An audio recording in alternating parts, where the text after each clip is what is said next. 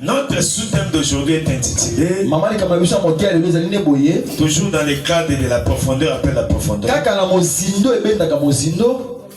Les secrets des héros. Les secrets des héros. Est-ce que nous pouvons dire qu'un héros c'est seulement un victorieux ou bien un vainqueur?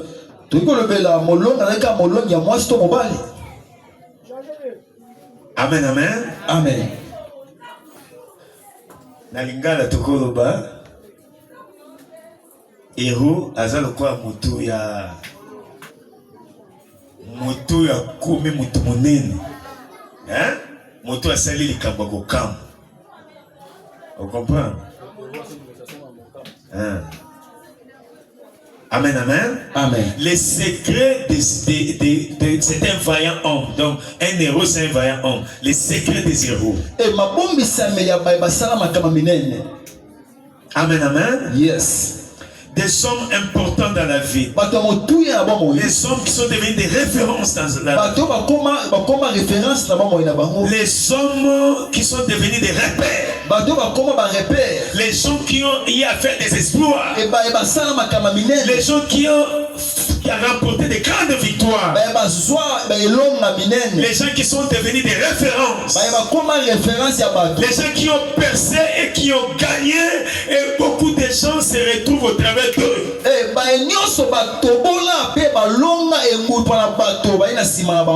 Quels sont leurs secrets? Nous voulons découvrir aujourd'hui les secrets des héros. Il y a plusieurs personnes dans la Bible qui sont devenues des héros. Nous allons les découvrir petit à petit. Aujourd'hui, nous commençons avec Esther. Esther, c'est une héroïne. Quand elle était Adassa, elle n'était pas héroïne. Mais quand elle est devenue Esther, elle est devenue héroïne. Alléluia. Yes. Nous venons de lire tantôt Esther chapitre 2, les versets 2 à 4, les versets 10, les versets 12 et les versets 15 à 18. Alors, par les mots secrets, nous allons comprendre quoi? Les secrets, c'est ce qui est caché. Et si quelqu'un arrive à découvrir un secret ou bien plusieurs secrets,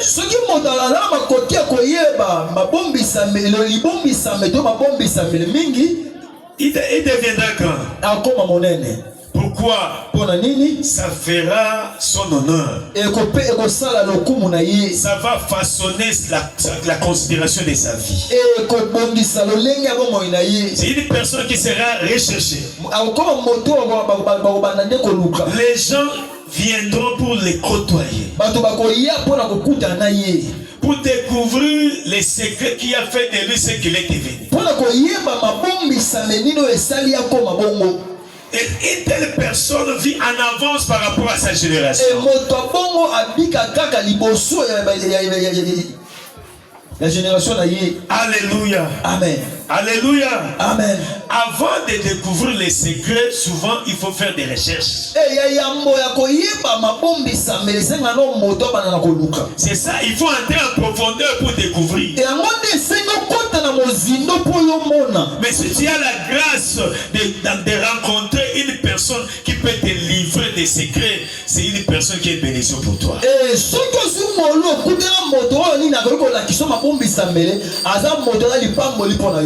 On ne peut devenir grand que si on découvre les secrets de la grandeur.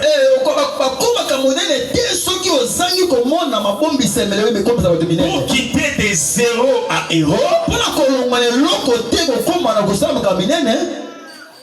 il faut découvrir plusieurs secrets. Tu peux découvrir ça si tu as le goût de la recherche. Tu peux découvrir ça si tu as le goût d'approcher les gens qui ont réussi avant toi.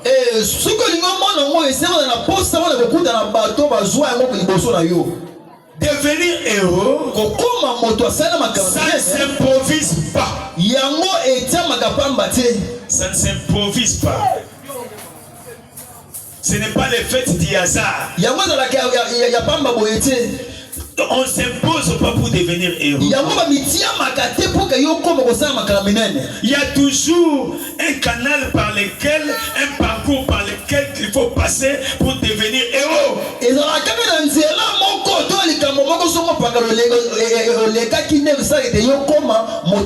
Si tu as la grâce de découvrir un coach,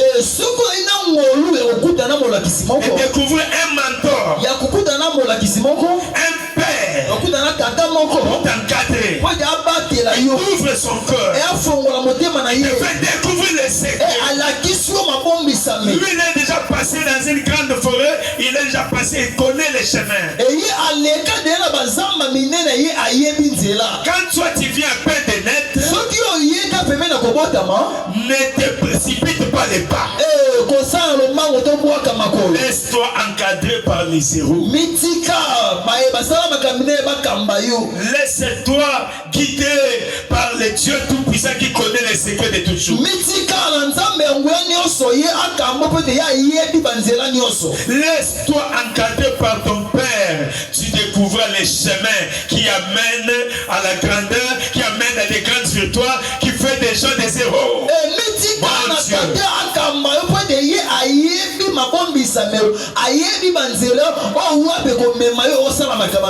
Comprenons aussi un héros, c'est celui qui a les secrets de la profondeur.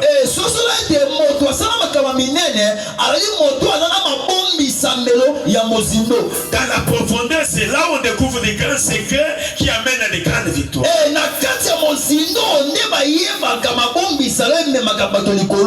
C'est un héros, c'est une personne qui se distingue par une valeur extraordinaire.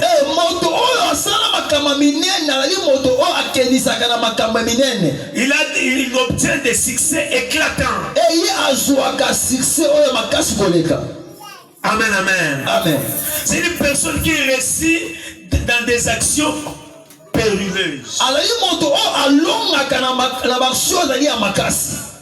Des actions où on peut risquer sa vie.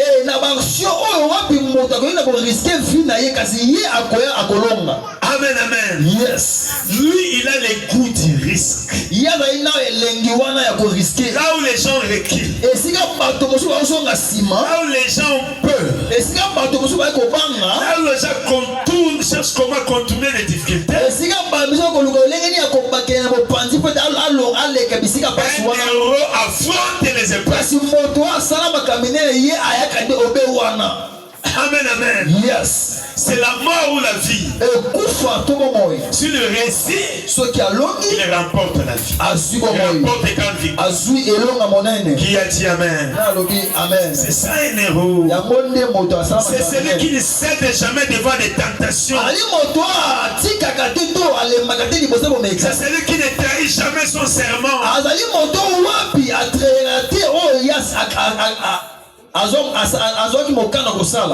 Même dans la divinité, c'est celui qui sait préserver son témoignage.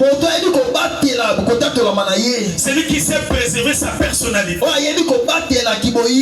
Laissez-moi vous dire, si tu veux sur les chemins de la gloire, sur les chemins de la gloire, tu veux atteindre les sommets, tu veux devenir héros en tant qu'un enfant de Dieu, en tant que serviteur de Dieu, il faut savoir préserver son témoignage et sa personnalité. Tu peux avoir des dons, ça va t'élever. Mais si tu ne sais pas préserver ton témoignage, ta personnalité avec un bon caractère, tu vas tomber. Tu vas te perdre et tu vas mourir très vite. kobatela kiboyote yoko kweya na lombango. Les héros, ce sont ceux qui ne cèdent pas dans la compromission. Basala makama minene bango ibato nyo bato o bamitike ka teli boso ni kamoso ngolo pakala. C'est celui qui ne cède pas devant les tentations. Qui a dit Amen? Amen. C'est la personne qui trace les chemins pour les autres. C'est celui qui est capable de réaliser des espoirs et remporter des grandes victoires. C'est un repère, un éclaireur, une référence, un exemple à suivre pour son entourage.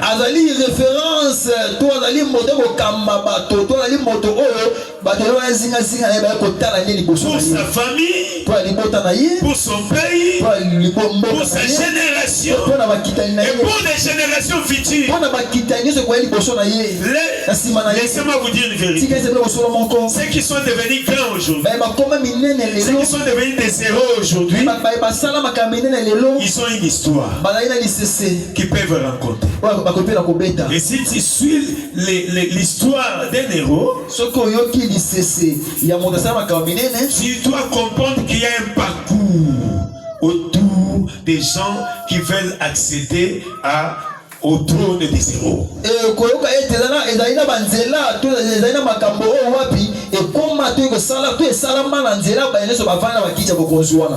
dans les parcours, tout ce qu'ils subissent comme épreuve, comme difficulté, tout ce qu'ils rencontrent comme obstacle, et comment ils ont surmonté les obstacles, ce sont tout ça là les secrets. C'est ce que nous appelons les secrets des héros. Qui a dit Amen? Amen. Oui, nous voulons commencer par l'exemple d'Esther. Alléluia. Yes. Alléluia. Yes. Comprenez que les secrets qui amènent au succès ou à la hauteur, c'est la profondeur. Amen, amen. Amen. Si tu veux monter dans la hauteur, vous commencez d'abord par la profondeur. Vous allez découvrir des grandes choses qui vont vous aider à monter et à garder les standings des héros. Ceux qui ont l'igno banda comme matalikolo et ko senga na yo banda ko kota na mozindo nde wana ko yeba lo lenge nini yo ko matanalikolo. Un héros, c'est un détenteur des secrets qui amène à la hauteur.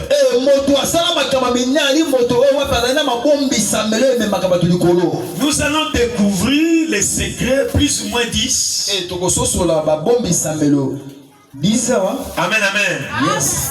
Les secrets des héros. Nous allons citer un à un, mais aujourd'hui, nous allons peut-être beaucoup plus exploiter les premiers secrets. Le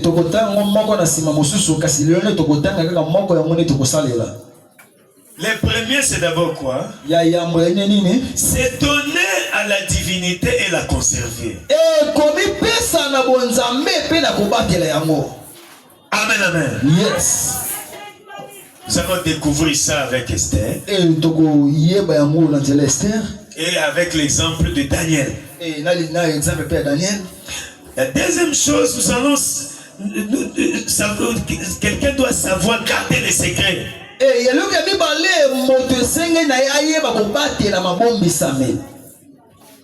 Est-ce que quelqu'un comprend? Je vous donne seulement un petit exemple. Samson, les secrets de sa puissance, de sa force, se retrouvaient dans les cheveux. Makasi tonguya na ye Les jours où il a livré les secrets. C'était sa chute, c'était aussi sa mort. Alléluia. Yes. Savoir garder les secrets. Troisièmement, c'est préparer toujours d'affronter des grands défis. Des grands défis à relever. Avant de réaliser des grands projets, il faut toujours se préparer. Amen, amen. Yes. Je disais tantôt là, la royauté, la grandeur, ou bien devenir héros, ça ne s'improvise pas.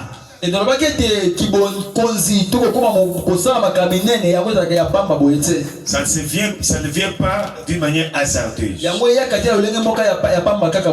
Quatrièmement, c'est donner aux orientations divines.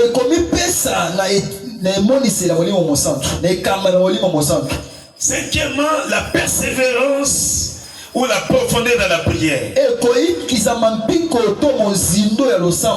Et sixièmement, c'est le courage. Septièmement, c'est la détermination. Huitièmement, c'est l'obéissance et l'humilité. Amen, amen. Yes. Neuvièmement, c'est avoir l'esprit de sacrifice. Alléluia. Yes. Alléluia. Yes. Et dixièmement, c'est avoir l'esprit de serviabilité et la loyauté. Avoir l'esprit de la serviabilité et la loyauté. Amen, amen, la loyauté. Être loyal, donc être soumis, être fidèle, être toujours là, prêt à se soumettre. Amen, amen. Yes. La loyauté fait beaucoup plus allusion à la soumission et à la fidélité. Amen, amen. Yes. La rébellion, c'est un signe de la déloyauté.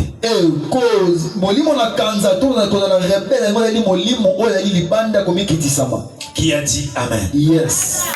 Qui a dit Amen? Amen. Aujourd'hui, Lelo, nous allons découvrir les secrets, les premiers secrets. Avec Esther et avec Daniel qui les ont amenés au trône pour devenir des héros. Il y a Esther et il y a Daniel pour Amen, amen. Yes. Nous avons lu dans Esther chapitre 2, le verset 2 à 3, nous avons compris que en réalité, si vous lisez même le chapitre 1 du livre d'Esther, donc c'est la reine Vachi qui s'était méconduite devant les rois et l'entourage du roi, ses conseillers lui ont demandé de chercher, de faire le recrutement des jeunes filles pour qu'elle trouve une jeune fille qui lui plaira, lui remplacer plutôt à la place de la reine Vachi. Soki otangi na mokanda na ngwa yambo komona ete mwasi na mokonzelaki Vachi owapi ye amikamamaki malamu te liboso na mokonzi basali nyonso bayi pembeni na mokonzi balobaki ete esengeli mokonzi asala nteke asangisa baba basu nyonso po ete mokonzi apona mwana mwasi moko owapi akovanda na esika ya Vachi. Amen, amen. Amen. Et on avait demandé de trouver une fille vierge. Belle de taille, belle de figure.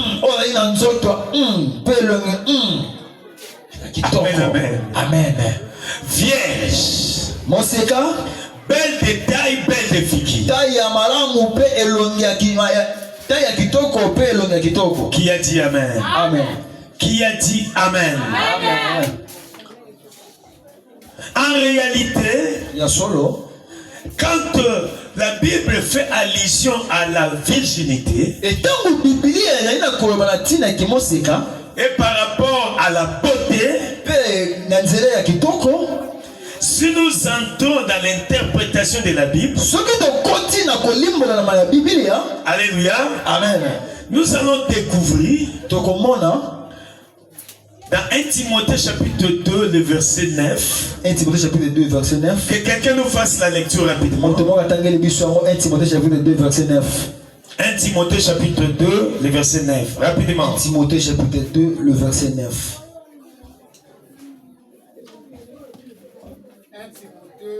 1 Timothée chapitre 2, le verset 9. Lisez attentivement. Et suivez plutôt attentivement. Chapitre 2, le verset 9. Oui. Amen. Micro, s'il vous plaît.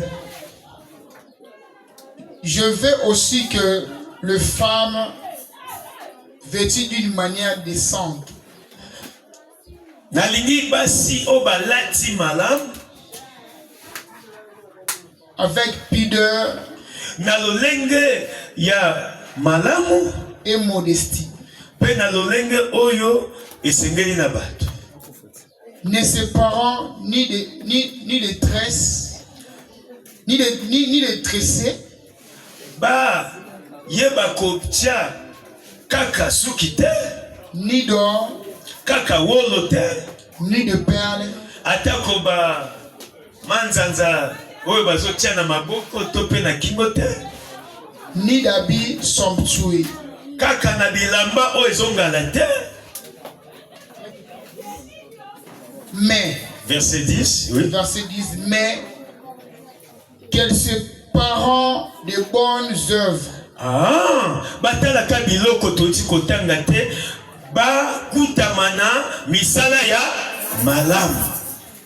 comme qu'il convient à des femmes qui font profession de servir Dieu. Lolenge sengeli na basi oyo bazosala musala ya kosalela nzambe. Parole du Seigneur.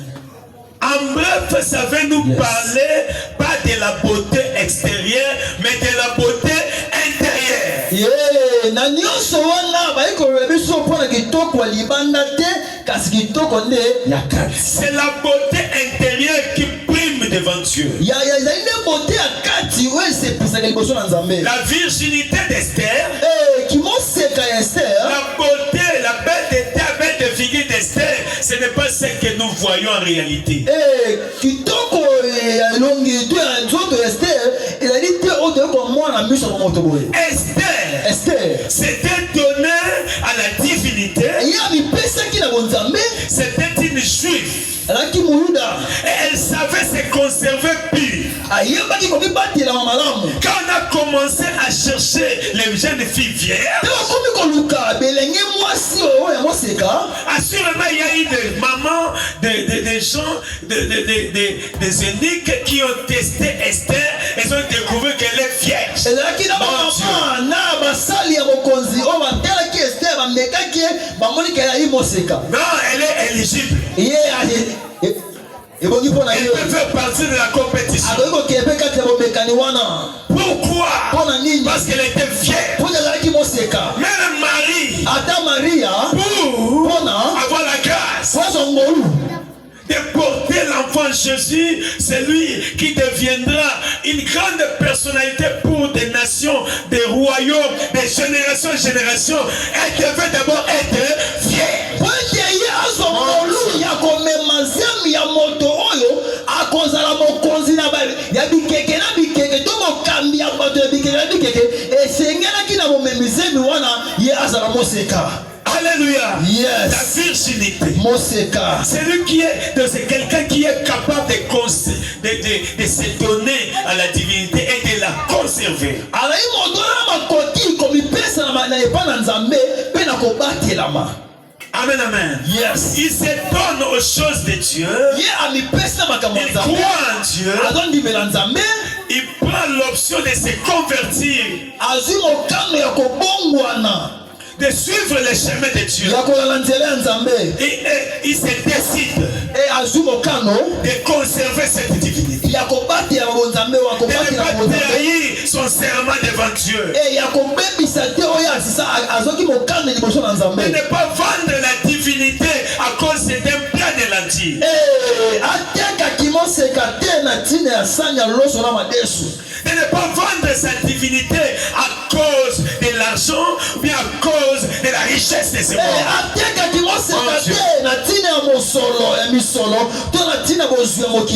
Quand on devait chercher une personne qui devait devenir une héroïne, non? On devait chercher une vierge. Une personne qui était belle de tête, belle de figure. Amen, amen. Yes. Amen, amen. Amen. Laissez-moi vous dire, la beauté physique est vaine.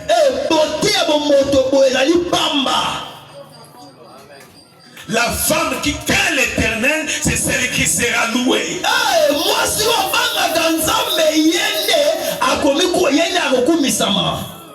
La beauté est vaine. Ça c'est Proverbe 31. Hein? Je crois que c'est le verset 30. Amen, amen. La beauté est vaine. La grâce est trompée. Mais la femme qui craint l'Éternel, c'est celle qui sera louée. On doit nous lire ça autrefois. Prenez ça, Proverbe 31, le verset 30.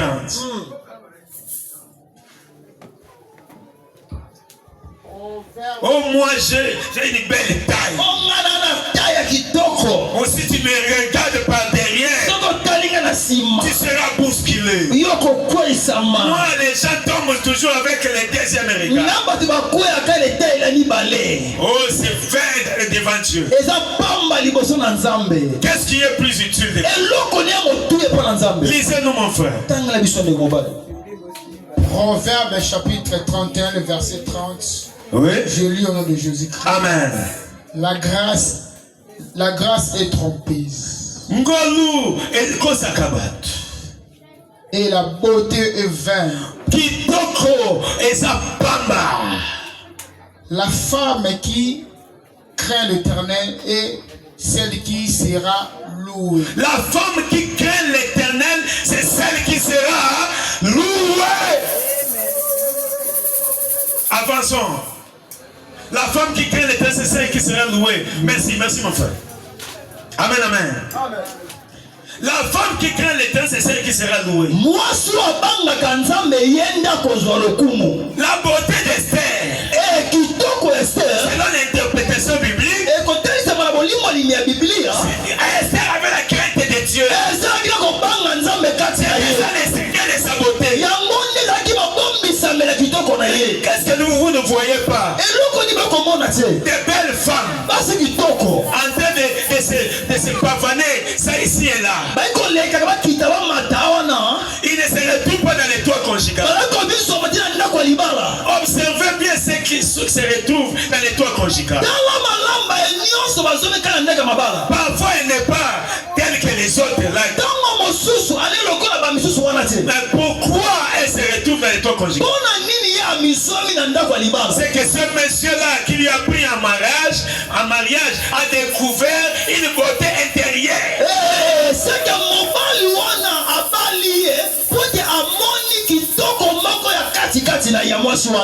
La beauté est vaine.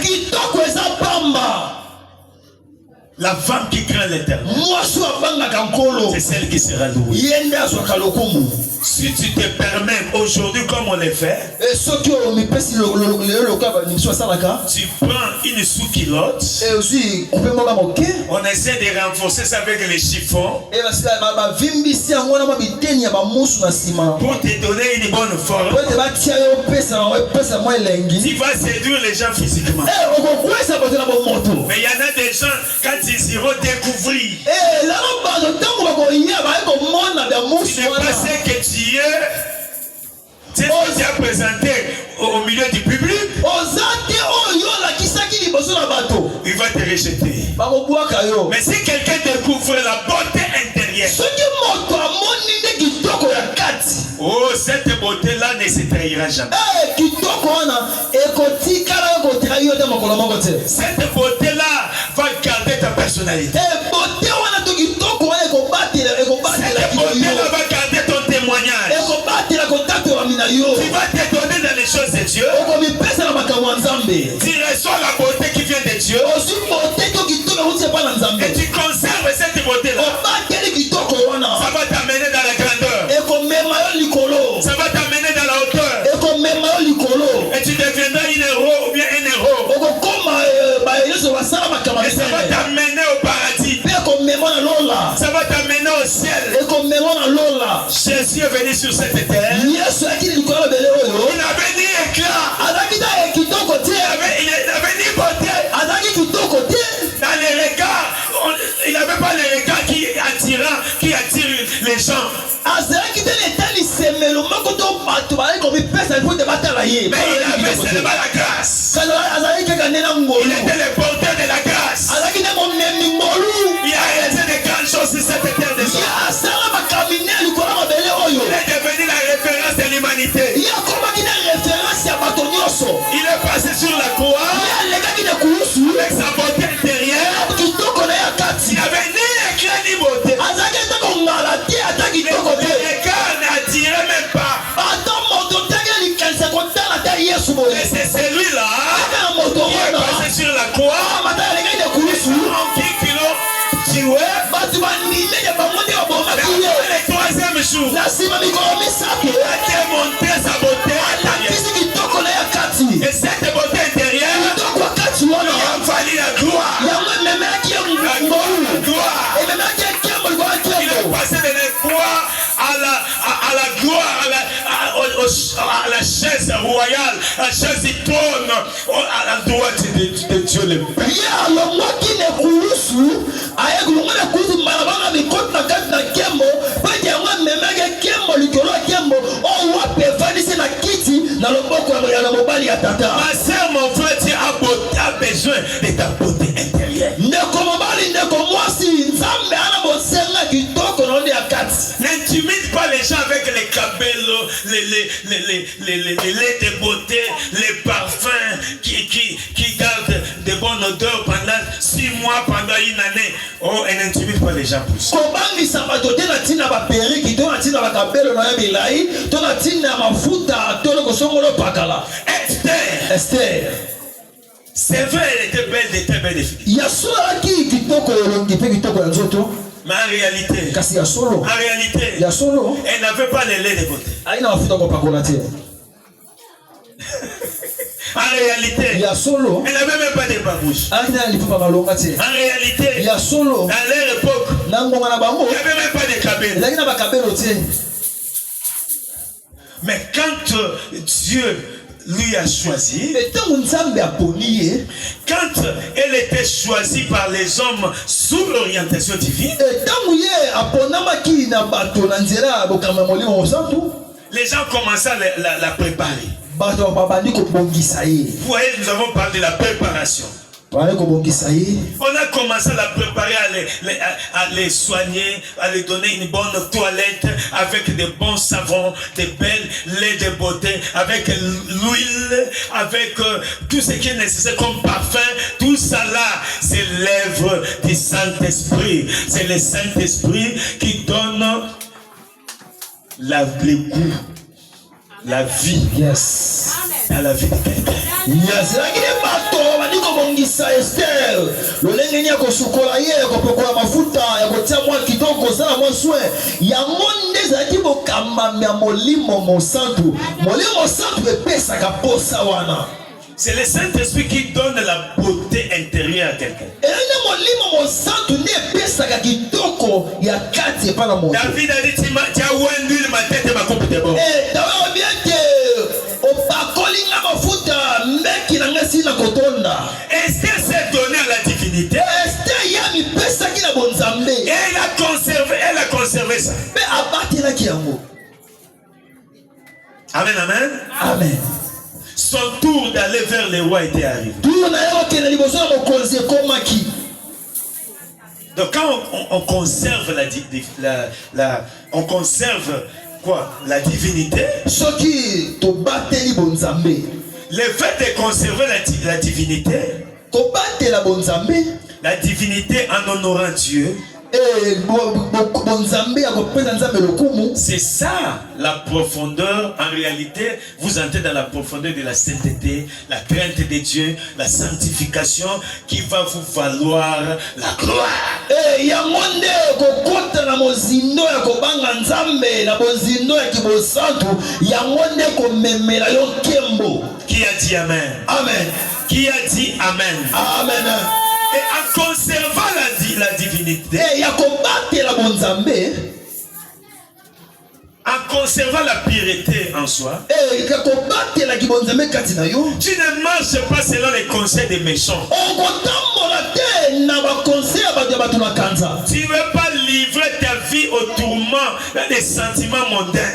Yo kokambama te kopesa bamono te na ba sentiment nyonso komona. Tu ne peux pas te servir des références des gens qui ont détruit leur vie par des mauvais comportements pour t'en servir et marcher comme tel. Non. Okoki te kopesa référence na ba nyonso basala mabe baboma bomoi na bango atika mosongolo pakala yo kopesa ba référence mpona bango pe basala ka boy bango pe basomsaka boy. Toute richesse n'a pas pour origine la divinité. Tout ce qui frappe aux yeux n'est pas de l'or. Cherche la beauté intérieure. Cherche la beauté intérieure. Cherche la beauté intérieure de la profondeur de la divinité. Ça va te valoir la chaise royale. Ça va te valoir les trônes. Ça va t'ouvrir une grande porte pour entrer au milieu des grands, au milieu des grandes personnalités et toucher des grandes richesses.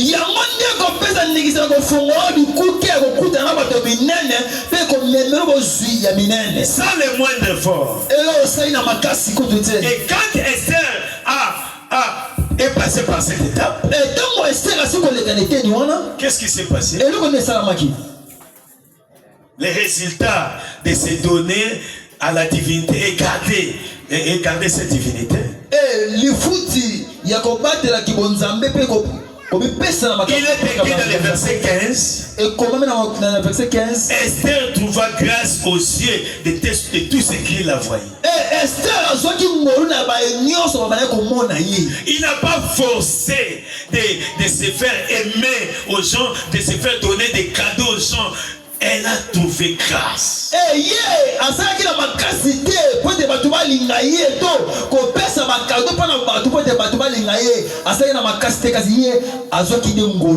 n'a pas forcé les gens à l'aimer. Elle n'a pas cherché les choses de ce monde pour se taper plus belle en réalité, pour se faire aimer.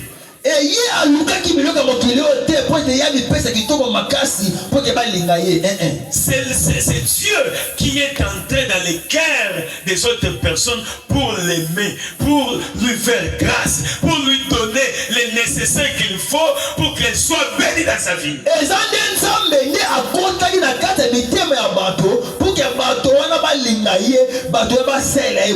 Pour qu'elle résiste à la facilité. Mais ces gens-là qui préparaient les femmes n'ont pas aimé les autres comme ils ont aimé Esther.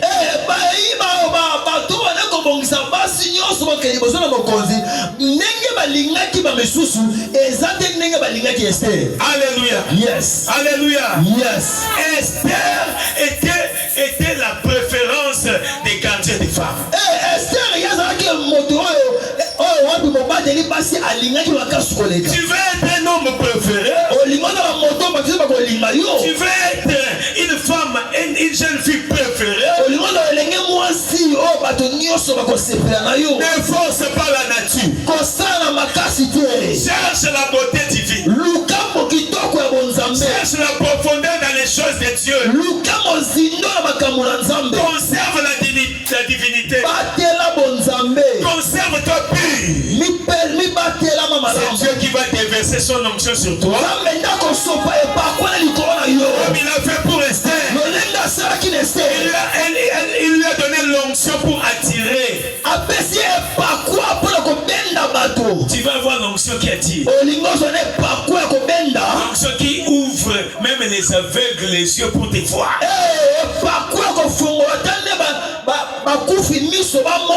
Cherche la beauté intérieure. N'impressionne pas les gens avec la beauté extérieure. Si tu as la beauté intérieure, qui conserve ta virginité, conserve ta beauté intérieure, avec ou sans savon, avec ou sans parfum, avec ou sans cabello, Dieu va te donner l'onction pour attirer. Dieu va te donner l'onction pour attirer. Amen, amen. Yes. Même si tu marches comme ça, tu ne vois personne s'intéresser à toi.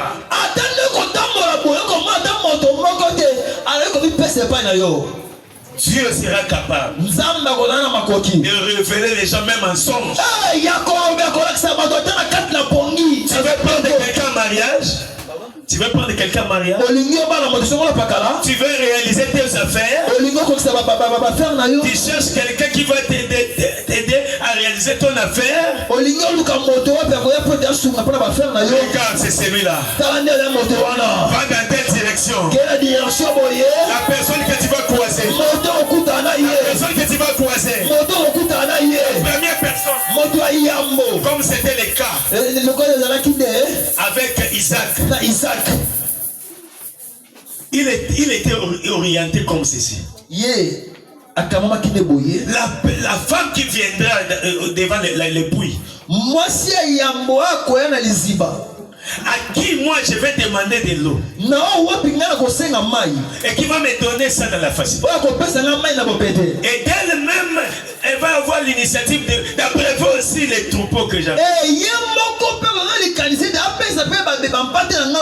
C'est celle-là qui sera ma femme. Quand Rebecca est venue au puits, il a demandé de l'eau. Elle a fait exactement comme c'était demandé. Amen, amen. Yes. Amen, amen. Yes. Alléluia. Amen. Je crois que je ne me trompe pas. Alléluia. Yes. Ça doit être Jacob, hein, pour Rachel. Ok. Alléluia. Donc c'était le cas pour Isaac. Qui a dit Amen? Amen. Donc allez-y comprendre. En réalité, pour que Isaac trouve Rebecca, ce n'était pas l'impression de la beauté physique comme ça. C'était la qualité de la femme qu'on avait trouvé, la serviabilité, la bienveillance, la gentillesse. C'est lui qui sait vivre avec les gens, c'est lui qui sait donner, c'est lui qui sait aimer, c'est lui qui sait aider les gens. Ça, ces qualités-là, c'est ça la beauté intérieure.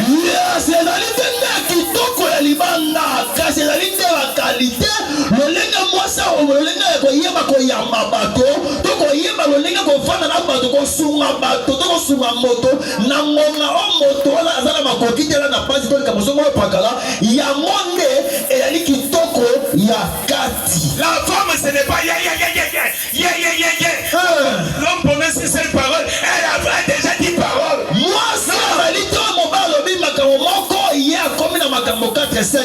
a décrit la femme terrelaise, c'est une carie dans les eaux. Nyamalino, une carie dans les dents.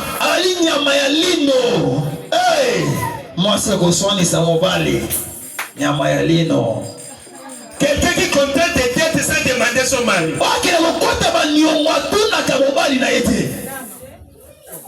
Allô, na defa qui bilamba misato 60 000. Quelqu'un qui entre dans les ristournes, son mari ne connaît absolument rien.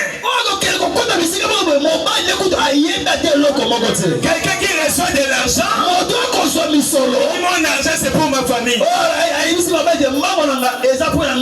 Ce n'est pas pour toi. Mon argent c'est pour moi. Menteuse. Bandit spirituel. na mutata na mutalokuta Avec P majuscule. na pia munene na bia munene Bandit spirituel. Recherche la beauté intérieure. luka kitoko ya kati Recherche la beauté intérieure. luka kitoko ya kati Tu vas trouver grâce okozwa ngolu auprès de toutes personnes qui vont te voir. liboso ya bato nyonso bakomona yo Tel que Marie avait trouvé grâce auprès de Dieu. lokola maria azwaki ngolu liboso na nzambe Esther a trouvé grâce auprès de ceux qui l'encadrent. ester azwaki ngolu liboso na bato bali kokamba bango Amen, amen. yes La deuxième des choses, ya mibale c'est dans le verset 16. verset 16 Ces gens-là bato wana lui ont conduit auprès du roi. bango nde bameme liboso na mokonzi Dieu a utilisé les gens. nzambe asalaki na nzela na bato Dieu a utilisé les gens comme des anges. nzambe asalaki na bato lokola bamwange Tu ne sais pas là où réussir dans la vie. oyebi te soki yo kolonga na bomoi na yo Tu ne sais pas comment devenir grand dans la vie. oyebi te olende kokola monene na bomoi na yo Si tu gardes la beauté intérieure, soki obateli kitoko ya kati Dieu va mettre les gens comme des anges pour te conduire dans les chemins de ta richesse. nzambe akosala bato lokola bamwange oyo bakomema na nzela ya elonga na yo Ils seront là, guidés par le Saint-Esprit, saisis par le Saint-Esprit pour te montrer les chemins. bakozala wana bakokambama na molimo mosantu to bakosimama na molimo mosantu mpo ete balakisa yo nzela Comme Éléazar lokola a eliazar montré à Isaac les chemins. alakisaka na isaka nzela Toi aussi, yo te Dieu va mettre les gens. nzambe akotia bato liboso na yo Dieu va mettre des hommes providentiels sur ton nzambe chemin. akotia bato liboso na nzela na yo Te quitter, oyo bakokide yo te conduire. oyo bakokamba yo A fortiori, Dieu lui-même, il va utiliser son Saint-Esprit pour te révéler, même mensonge, entre comme ça. Fais ceci, fais cela, évite telle personne. Tu verras, tu verras, tu verras. okomona nzambe akokomela nzambe akokokota akolosi meme na ndoto na nzela nini yo koleka to bato nini koleka okutela bango puke bato wana basela yo bolamu to balakisa yo nzela okomona Comme Jésus est venu devant Pierre, lokola yesu liboso na petelo il a péché toute la nuit, asalaki butu mobimba sans rien prendre, azwaki eloko te sans rien prendre. azwaki eloko te Quand Jésus est venu, ntango yesu aye il lui a montré les chemins. alakisi ye nzela Entre, kota avance, kende piano, ana nzela mosundo piano. kena mosindo Laisse que mon Dieu, ete nzambe na ngai que les gens qui vont t'aider sur ton chemin. atia bato bakokamba na nzela na yo Laisse que mon Dieu ete nzambe na ngai utilise les gens asala bato qui descendent maintenant sur l'aéroport de Chili. bakokita ngonga wana aéroport na njile Qui descendent maintenant sur l'aéroport de sa vingtaine.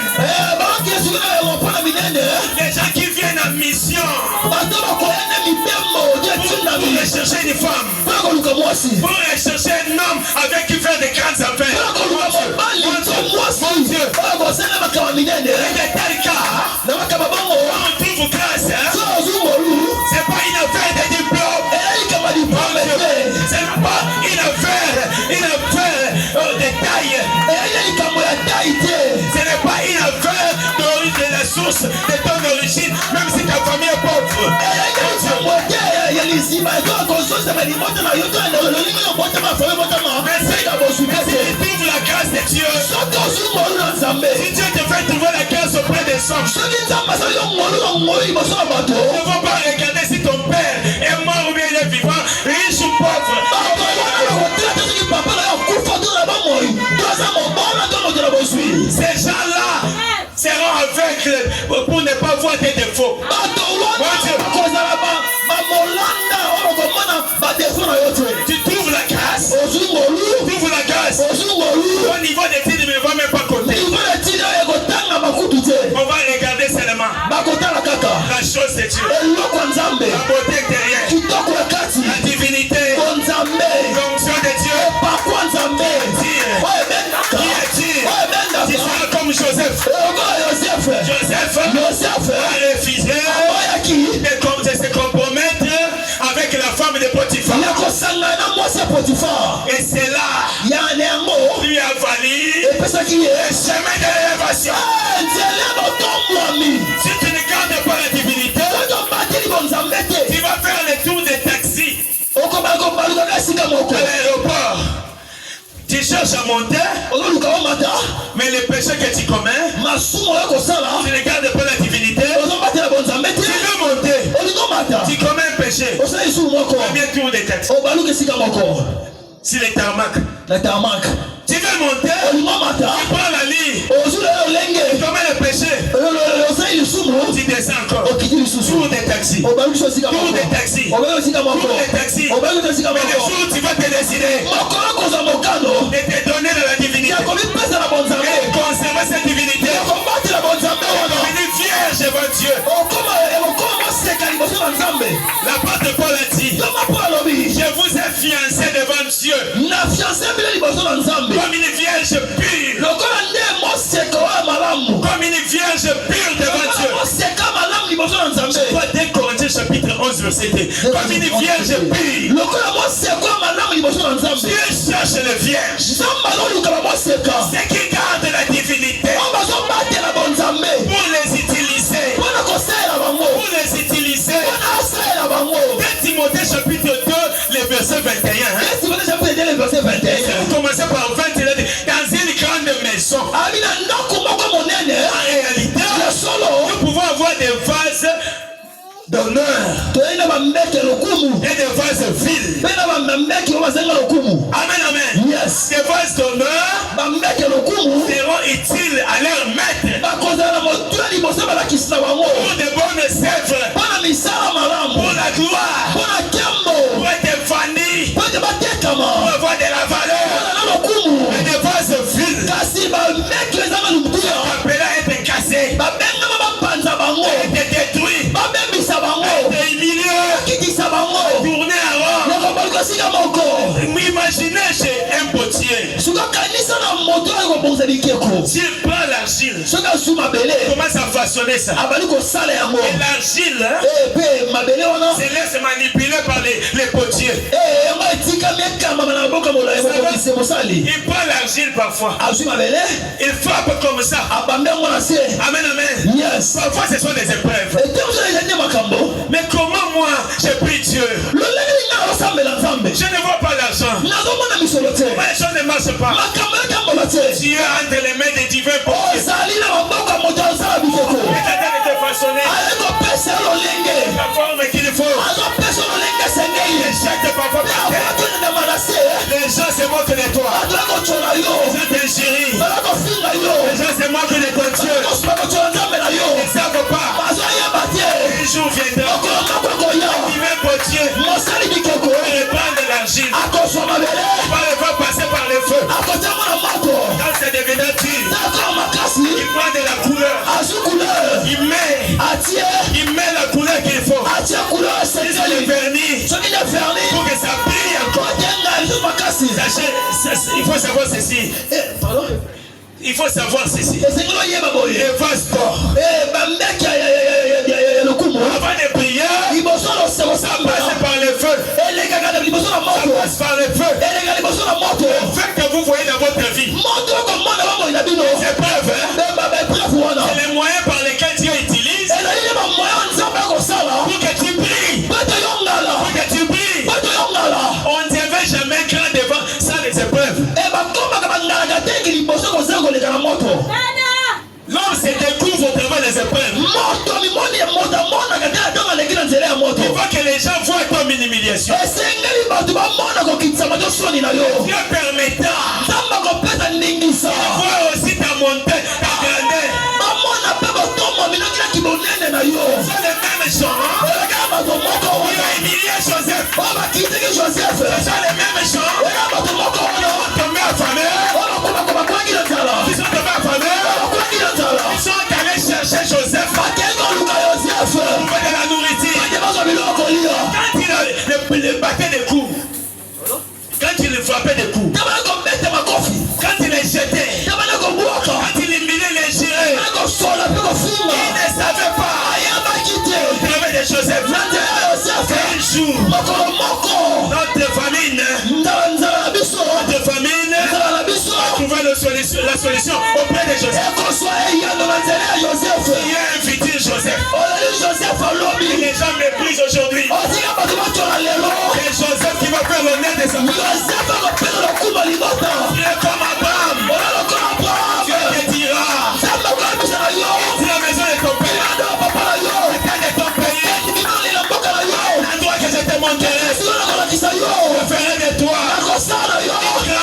nations. ngulu mpona bato Rendez ton nom grand. okomisa kombo na monene Ferai de toi nakosala yo une source. lisima Une source. lisima Tu entres dans la profondeur de la divinité. okoti na mozinga bonzambe La source divine intarissable. lisima bonzambe Il fera de toi une source. ekosala yo lisima Esther, ester quand elle est allée, ntango yakei on lui a conduit auprès des rois. bakuti liboso na mokonzi Il est écrit dans le verset 17. ekomi na verset 17 Le roi lui a aimé plus que les autres femmes. Regardez-moi. mokonzi asepeli koleka basi nyonso Le roi mokonzi lui a aimé plus que les autres femmes. asepeli na ye koleka basi nyonso Il y a des gens qui ont réussi dans la vie. eyi na bato balonga na bomoi na bango La réussite. kasi kolonga na yo La réussite. kolonga na Il y yo a des gens qui se sont mariés. eyi na bato babala Peut-être qu'ils se sont limités au Rwanda. tatu basukola na ngo mpe ngama Peut-être qu'ils ont fait des cortèges avec des Mercedes, des limousines. taso basalaki bacortège na balimousine na bamercedes ya cher Mais ils sont allés même au niveau de la mairie ou bien au niveau de la commune bakende mpe ntina commune pour célébrer les mariages. mpo kosala libala na bango Laissez-moi vous dire, tika yebisa bino on va clôturer la liste, les livres d'or à la commune. bango basukisaki te ya mokanda wana basinyaka na commune mpona bato batina kobala Ils ont loué des salles. bazwaki basale Mais ton mariage, kasi libala na yo ton mariage, libala na yo avec la grâce de Dieu, na ngolu na nzambe avec la beauté divine, na bolamu na nzambe avec la main puissante de Dieu, moko na nguya ya nzambe il y aura la différence. oyo nana bokeseni Il est écrit, il ekomama y aura de nouveau la différence. ekozala na bokeseni ya sika Il y a des gens qui servent Dieu et qui ne le servent pas. bakosalela ngai bakosalela ngai te Revenez avec crainte. salela nzambe na bobangi nyonso Il y a des tremblements. salela nzambe na bobangi nyonso Dieu te fera monter dans son escalier de la grandeur. nzambe akomati na baeskalier na ya grandeur Si tu crois, cela dit plus fort. Amen. bameli makasi koleka Le roi lui a aimé plus que. mokonzi alingaki ekoleka Le roi lui a aimé plus que. mokonzi alingaki ekoleka Les gens ont été propulsés. bato bayaki liboso na ye Non, les gens dans ce monde ont déjà été propulsés. bato na mokili oyo basala te baleka liboso na yo Ils se croient que ce sont eux qui ont clôturé la liste des grandes personnes. bakokanisa nde bango nde basukisi bato basala makama minene na bavie na On bavie des grands dans ce pays. bayeba bato minene na mboka oyo Ils sont partis. bakenda Ils n'existent plus. bazalaka lisusu te Les familles, on ne voit plus la richesse dans les familles.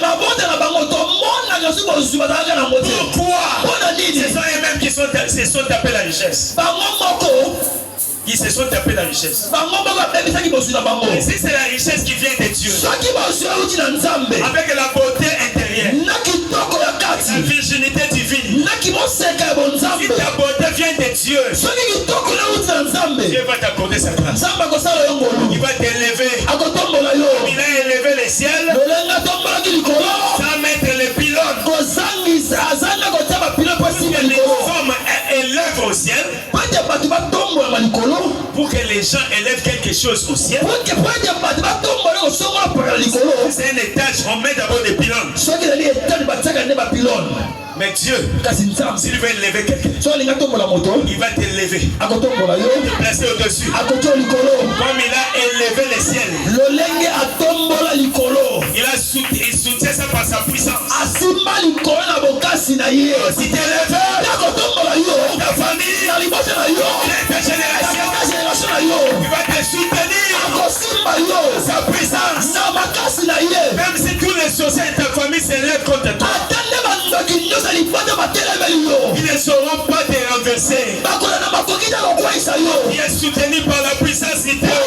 yo osimbami na nguya ya likolo Tu es soutenu par la puissance du Théo. osimbami na nguya ya likolo koleka Personne de ce monde ne saurait te bato renverser. moko te na bakolo kokitisa yo Tu te placeras toujours au-dessus. bakotoka na likolo Au-dessus. likolo Au-dessus. likolo Les frères de Joseph un jour bandeko ya yosefu makolo moko sont venus à s'agenouiller. baya kofukama liboso ya yosefu Je prophétise sur toi. baya kosakola likolo na yo Qui t'humilie aujourd'hui, bato kokitisa yo lelo qui te rabaisse aujourd'hui, bato kokitisa yo lelo ils viendront s'humilier devant ton Dieu. bakoya komikitama liboso ya nzambe na yo Ils vont prier ton Dieu. bakoya kobondela Ils nzambe na yo vont manger dans ta maison. bakoya kolia na ndako na yo Là où tu es Salomon là, esika ozalaka na salon wana on te donne toujours du pain le matin, le pain le soir. bakopesa lipa na ntongo lipa na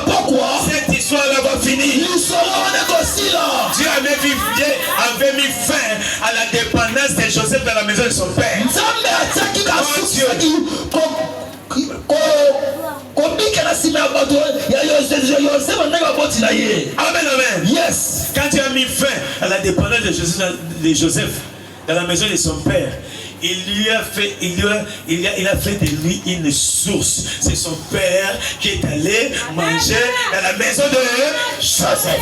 Ntango nzambe atia kosukisa ya yosefe ya kobika na nsima baboti te bandeko na ye to ya libota na ye, kasi ntango nzambe atia kosukisa nango mokolo moko baboti na ye nde bakendaki kolia na ndako ya yosefe. Qui a dit amen? Nalobi amen. Et pour finir, le roi mokonzi n'a pas hésité. ya hésitaki te. Il a pris la couronne royale. Azui couronne royale. Il a mis ça sur la tête de Vachi. Atiango na moto Esther. Amen, amen. Yes.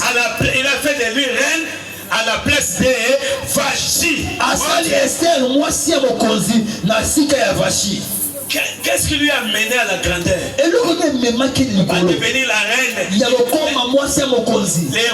Une héroïne. Ya kosala makama minene. Amen, amen. Yes. C'était quoi? Zaki nini? Au début, Ne bandele. les secrets. Mabombisa C'était la virginité. Zaki ne kimoseka. La beauté. Kitoko. La belle détail, belle de figure. Kitoko ya nzoto pe ya yelongi. Belle détail, belle de figure, mais en réalité, dans l'interprétation biblique, c'est la beauté intérieure, la taille intérieure, la virginité intérieure.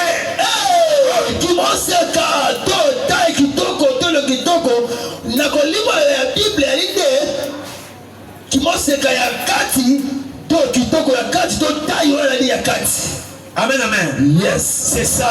Yangonde. Et le roi a fait de lui reine à la place de Vachi. Mokonzi asali mwasi ya mokonzi na sika ya Vachi. Il y a un Vachi. Ya na Vachi moko. Pendant que je parle, donc na solo ba awa. je vois un Vachi en train de tomber. Nasoma na Vachi moko ina kokuya. Et toi tu es remplacé. Pate yoke koso sika wana. Vachi aujourd'hui que je parle, ce n'est pas seulement une femme. Vachi nako lo balelo. Il y a quelqu'un qui occupe un poste qui doit te revenir toi. Il y a quelqu'un qui gère des grandes affaires. Il a beaucoup d'argent, beaucoup de biens. Oh, il est là stable, confortable, un païen tout fait. Un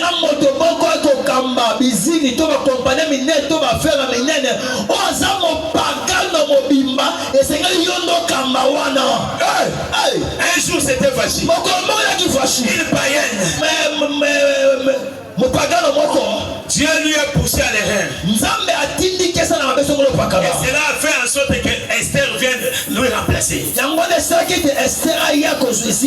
que mon Dieu pousse les grandes personnalités à des erreurs pour que toi tu ailles les remplacer? Il tombe maintenant par écrit Samuel chapitre 2 le verset 7. Dieu est celui qui enrichit, qui appauvrit, c'est celui qui abaisse, c'est celui qui élève. Est-ce que mon Dieu abaisse ceux qui sont élevés en dignité à ta place, qu'ils soient abaissés pour que toi tu ailles les remplacer?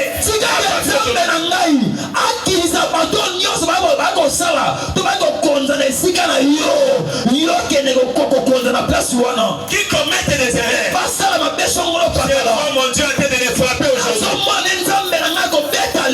Qui donne des mauvaises idées,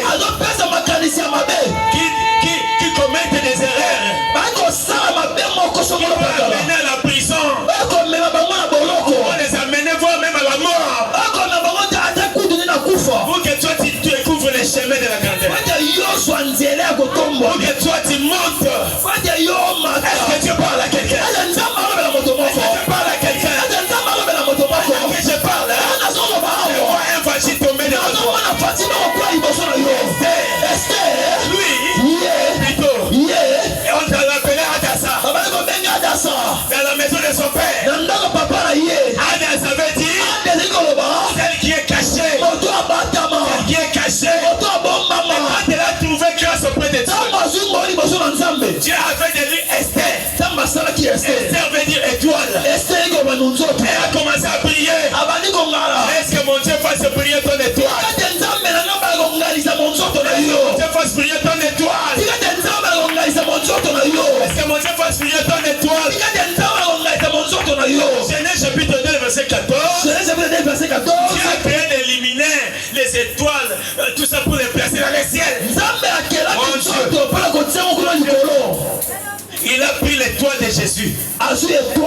Il a placé ça au ciel.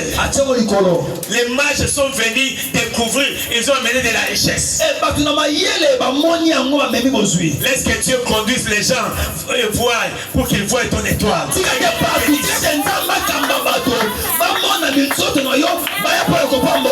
Même si tu n'as rien aujourd'hui, même si tu es Salomon aujourd'hui, même si tu dors dans une maison où tu rentres, tu arrives directement. Garde seulement la divinité. Conserve toi pire. Dieu va te justifier. Dieu va te justifier. T'arrives à Joseph. Quand il a fait la dernière prison, la prison royale, Dieu est venu les justifier. Dieu est venu les justifier. Pour l'amener à la gloire. Il est écrit dans Romains chapitre 8 verset 30. C'est qu'il a prédestiné d'avance. Il les a aussi appelés. Et c'est qu'il a appelé, il les a aussi justifiés. C'est qu'il a justifié, il les a aussi glorifiés. Après la justification, qui est la gloire. Est-ce que mon Dieu te justifie? Aujourd'hui même, il y a ça dans la gloire. Esther était justifiée. Le même jour, elle est en train d'aller parler royal.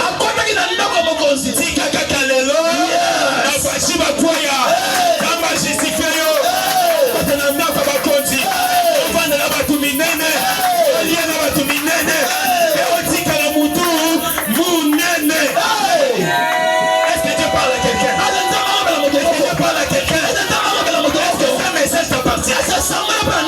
Est-ce que c'est un message pour être destiné pour toi? Béni. Est-ce que c'est un message sérieux pour toi? Est-ce que c'est un message sérieux pour toi? Mon Dieu te justifie seulement aujourd'hui. Même si on t'a dit de toi que tu es voleur. C'est une personne qui a beaucoup de défauts. Les gens critiquent toujours sur ton nom. Les gens ont déclassé même ton dossier. Les gens ont s'est même assis sur toi. Il y en a de ceux-là qui sont allés dans la maison de féticheurs pour t'assorceler. Les gens qui ont soulevé des pannes, ils ont dit on va voir si il va rester dans la vie. Attaque le roi de Dieu. Moïse a venu rebelle. La maison de son père. L'élection s'est transformée en bénédiction. Attaque le roi de Dieu. Je déclare que mon Dieu te justifie. La malédiction de ta vie transformée en bénédiction. Si c'est toi du plus fort, si c'est toi, monte plus haut. Dis-toi fort, amen, amen, amen.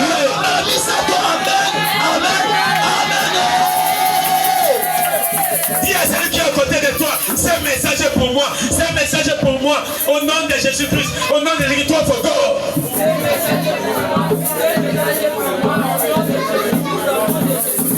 Il y a des gens qui peuvent bien t'aider.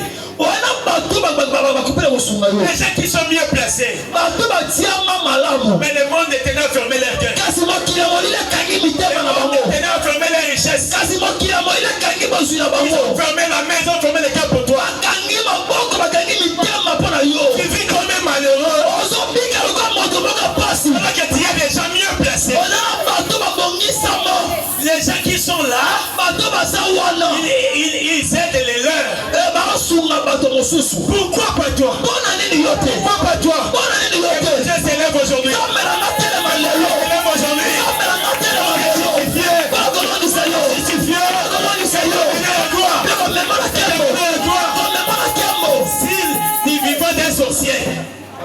Si du vivant d'un sorcier. S'il y a un sorcier qui a décidé de son vivant, il ne veut pas te voir heureux. Il ne veut pas te voir heureuse. Comme il dit de son vivant, aujourd'hui, je signe son acte de décès. Que toi tu sois heureux. Que tu sois heureux. Mais lui dit dès son vivant. Toi tu ne peux pas être heureux. Tu ne peux pas te marier. Tes enfants ne peuvent pas t'aider. Tu ne peux pas être marié. Tu ne peux pas te servir de tes diplômes. Tu te vois seulement belle au travers des miroirs. Mais tu te promets sur la rue. J'envoie un cheval en train de se promener. Toi tu fais comme ça, pas comme on a l'élo. Les gens qui regardent, il est comme un cheval.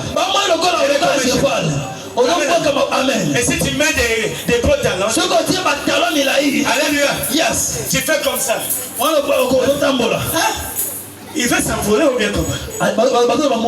C'est comme un pigeon. C'est comme un canard.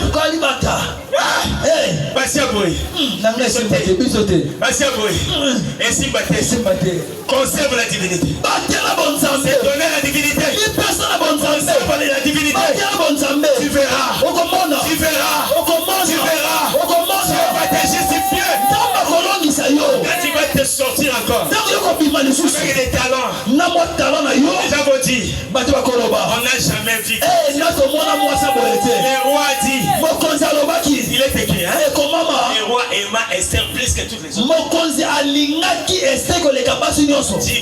Tika. Est-ce qu'on t'a déjà aimé?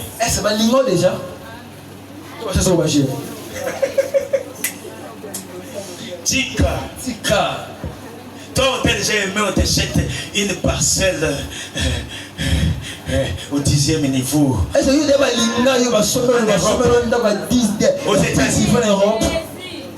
On t'a déjà aimé, tu te laves dans une piscine avec les marbres, avec les diamants. On t'a aimé déjà.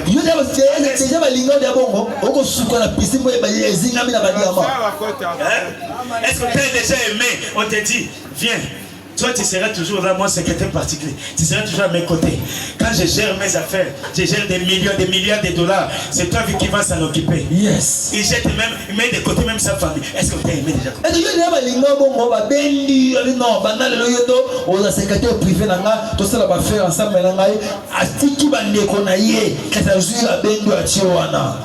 Qui a dit Amen? Qui a dit Amen? Il y a un Joseph d'Arimathée. Là où Jésus était abandonné. Là où Jésus était enterré. Dans son humiliation. Il y a un Joseph d'Arimathée. Venu demander le corps de Jésus. Il a construit une tombe neuve. Pour honorer Jésus. Est-ce que mon Dieu il pose un Joseph d'Arimathée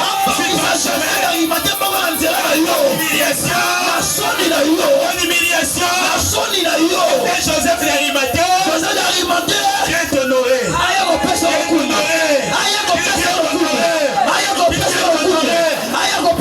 Moi j'ai vu une femme avec 5 enfants, une grande personne, il lui a pris un mariage, il lui a donné une grande parcelle, il lui a donné la responsabilité de gérer tous ses locataires. C'est possible. C'est possible.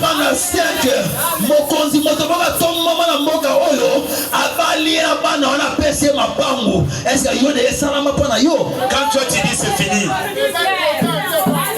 Quand toi tu dis c'est fini, hein? Quand les gens te disent c'est fini. Il avait dit aussi c'est fini avec Joseph. Mais c'est ce jour-là que Dieu est venu commencer une nouvelle histoire de sa vie. Il a résisté sa santé. Il a résisté constitué sa finance. Il a ressuscité ses relations. Il a ressuscité tout ce qui était nécessaire pour sa vie. Là où les gens disent que c'est fini dans ta vie, Dieu s'élève aujourd'hui pour ressusciter tout ce qui est nécessaire pour toi, pour que tu sois élevé, pour que tu sois béni.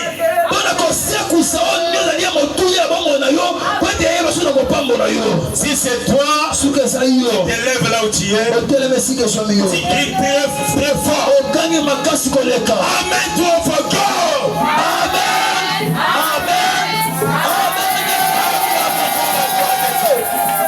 Yes. Nous allons prier Dieu.